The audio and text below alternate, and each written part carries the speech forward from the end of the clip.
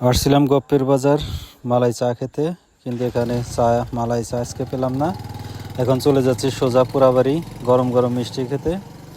সেখানে কিন্তু আমাদের এক বড় ভাই আছেন, উজ্জামান ভাইকে আমরা বলে রাখলাম এই যে আমরা চলে আসছি পোড়াবাড়ি মিষ্টি খেতে।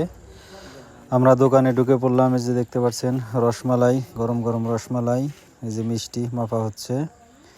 2 কেজি মিষ্টি নিলাম, সাথে রুটি। এই যে একজনে খেয়ে দেখছে মিষ্টিটা কেমন।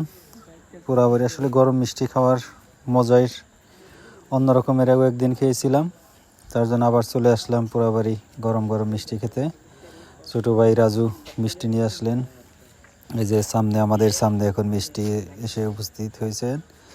সাথে থাকবে রুটি, রুটির সাথে গরম মিষ্টি।